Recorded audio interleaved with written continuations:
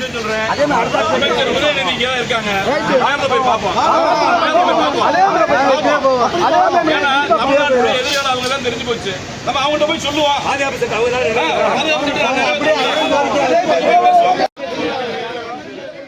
மதுரை மாவட்ட நீதிமன்ற வளாகத்தில் 2 வழக்கறிஞர்களை தாக்கிய உளவுத்துறை காவல்துறையினர் மீது நடவடிக்கை எடுக்க வேண்டும் என மதுரை மாவட்ட நீதிமன்ற வழக்கறிஞர்கள் 100க்கும் மேற்பட்டோர் அண்ணா நகர் காவல் நிலையத்தை முற்றுகையிட்டு சாலை மறியலில் ஈடுபட்டதால் போக்குவரத்து நெரிசல் ஏற்பட்டது.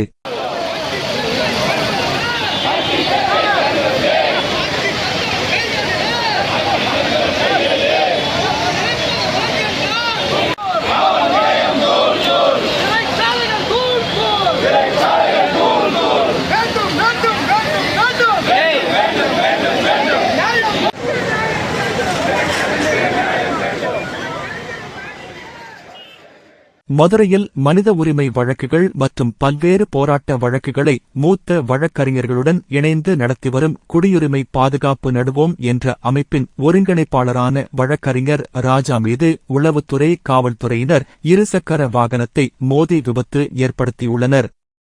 அதேபோல கடந்த 5ஆம் தேதி மதுரை மாவட்ட நீதிமன்ற வளாகத்திற்குள் வழக்கறிஞர்கள் குமரன், பாலமுருகன் ஆகிய 2 பேரை உளவுத்துறை காவல்துறையினர் தாக்கியதாக கூறப்படுகின்றது.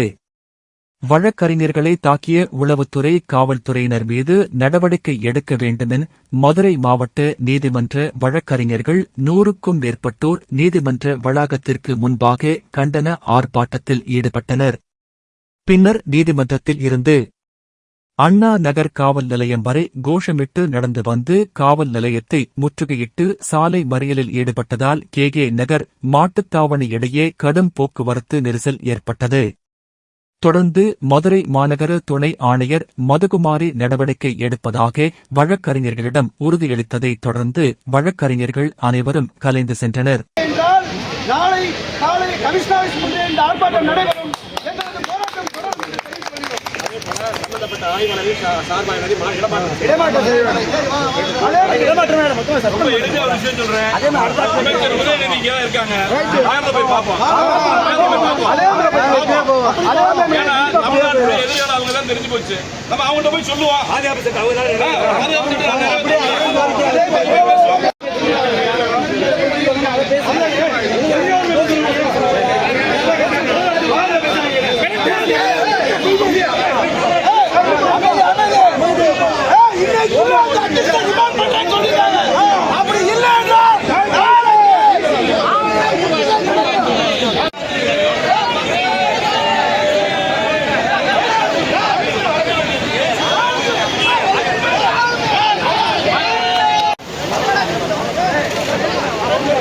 What